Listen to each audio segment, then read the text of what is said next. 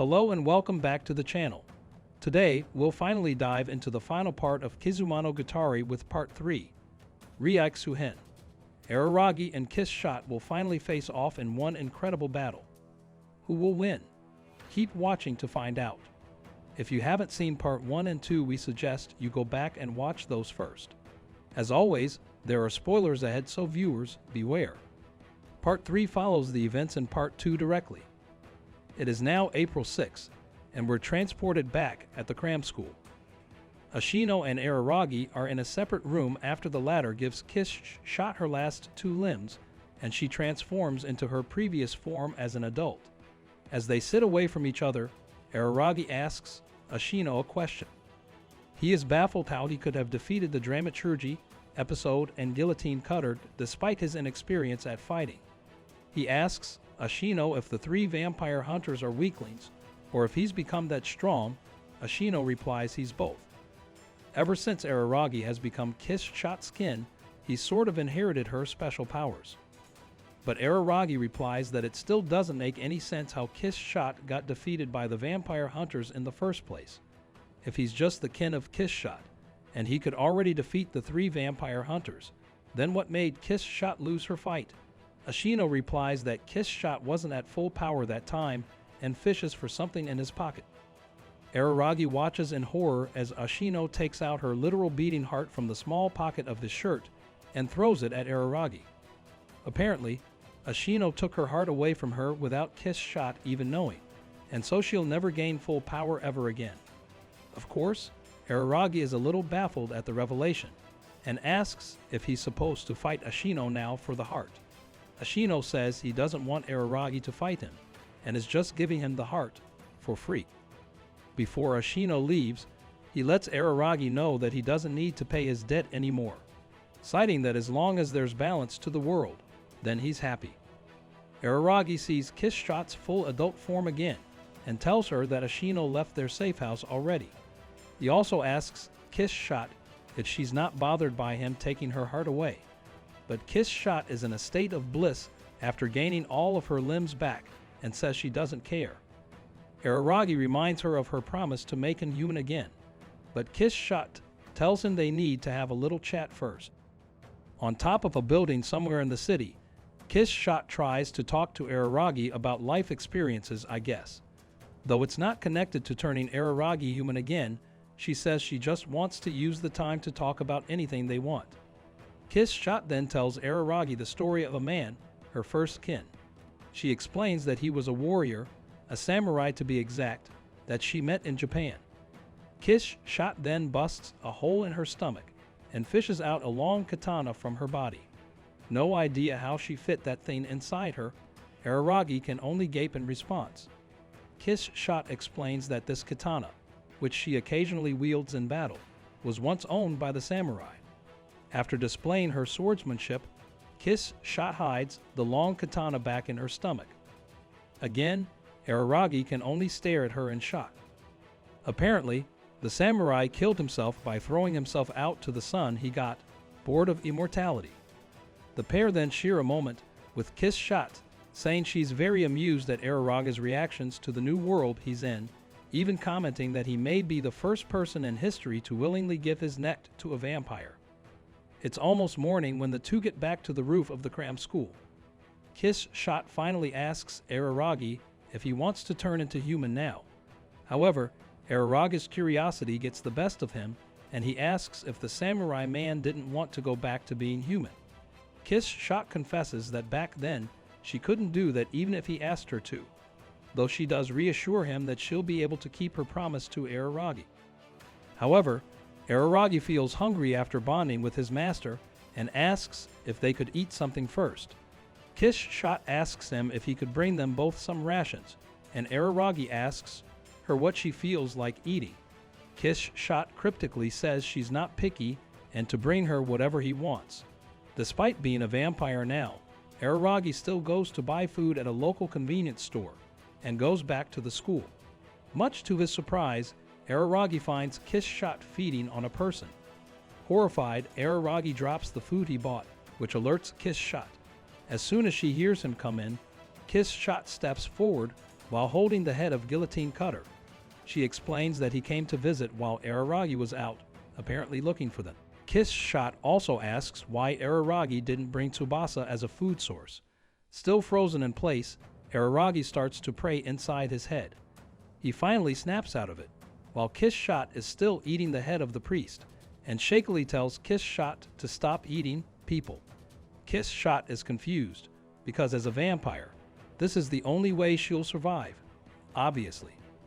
Upset, Araragi starts throwing stuff around in another part of the abandoned school. He collapses on the ground, thinking about the fate of the people around him and the danger they're all in, all because it's his fault he revived the vampire in the first place. He suddenly feels hungry, and now knows the only way to survive is to also eat another human being. Almost at the end of his wits, Araragi contacts Tsubasa and meets with her one more time. The pair immediately fall back into their usual friendly banter, but there's a certain tension in the air. Araragi finally admits his thoughtlessness is what brought danger back into all of their lives, because it didn't even occur to him that she'll kill someone again if she lived, despite being a literal vampire. Tsubasa tries to reassure him and says it's not his fault, and that it is, in fact, normal for vampires to eat people, just as how humans eat pigs and cows. Still, Araragi says it never occurred to him that Dramaturgy, Episode, and Guillotine Cutter were fighting on the side of humanity. Tsubasa then asks them not to give up on becoming human again, and even points out that he has the power to stop Kiss Shot himself, so he should stop moping around. Being the degenerate that he is, he asks Tsubasa if he can touch her boobs, just so he wouldn't get distracted by Kiss Shot's assets when they fight. Though a bit hesitant at first, Tsubasa surprisingly agrees and even takes off her bra so he could get the full experience. Though Araragi puts his own sadistic twist into the whole thing and starts to tease Tsubasa by asking her to beg him to touch her. Araragi, after getting Tsubasa all worked up, finally chickens out, saying he couldn't do that to a friend and ends up apologizing to her. Araragi ends up massaging Tsubasa's shoulders instead. Finally, Kiss Shot and Araragi face off in an Olympic stadium. After a brief conversation, Kiss Shot throws the first punch, which knocks Araragi's head off of his body. Thankfully, he regenerates quickly and sets off running after her, also kicking the head off her body. The two go back and forth like this, pulling, kicking, punching, and tearing the limbs off of each other. Kiss Shot does seem to be having fun though. The two fights some more as Kiss Shot continues to recall her past life, how she hesitated eating humans too. But she does tell him that if he ate a human just once, he'd eventually stop feeling guilty about it. Kiss Shot eventually captures Araragi and deals a fiery blow to the field. Araragi narrowly escapes being burned alive and starts running at full speed to attack Kiss Shot, using his own body to pierce through Kiss Shot's torso. Tsubasa suddenly runs to the field where the two are still fighting and says that something seems to be amiss. Kiss Shot warns her not to say anything else, seemingly catching on to what Tsubasa has to say.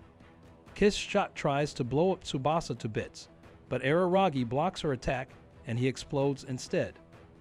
However, Araragi's head sticks to Kiss Shot's neck and he just starts drinking her blood. Kiss Shot's body starts to shrink, but Araragi stops just in time for her to still be able to speak. He asks her how she intended to make him human again, but Kiss Shot refuses to answer the question. Tsubasa figures it all out too, saying that if Araragi killed Kiss Shot without all of her body parts, he wouldn't be able to turn into a human again. This also explains why Ashino just gave Araragi the heart of Kiss Shot. Tsubasa makes her admit that in order to save Araragi, she must die. Of course, this makes Araragi rethink his life choices once more as he doesn't find it in him to kill Kiss Shot anymore. Kiss Shot says she already decided to die for Araragi, since it was the first time in her life that someone willingly helped her. Kiss Shot says that if Araragi doesn't kill her, she'll continue eating people, even Tsubasa. Araragi walks away, unable to do anything except to call out for Ashino, who he knows is hiding somewhere in the stadium. Ashino appears, and Araragi immediately enlists for his help. Ashino, after much persuasion, tells Araragi that the only way out of this is to get as close to killing Kiss Shot and steal all of her skills as a vampire. She'd wake up weaker than before, but would have near to no appetite to kill another human being. But the catch is Araragi cannot be fully human anymore. He'd be not entirely a vampire, but also no longer human hybrid. To prevent Kiss Shot from starving to death, she'd have to feed on Araraga's blood for the rest of her life. It sounds terrible for everyone involved, but of course, Araragi agrees to it. Being the person that he is, Araragi drinks Kiss Shot's blood despite her protests and pleas. After some time passes, Kiss Shot has become a child again and regularly feeds on Araragi. Araragi seems to keep some traits of being a vampire, but still is somewhat human. And that concludes Araraga's twisted story and all 3 parts of Kizumonogatari. We hope you liked this video, and if you did, please give it a thumbs up, leave a comment, and hit the subscribe button for more movie recaps. Until next time, see you soon.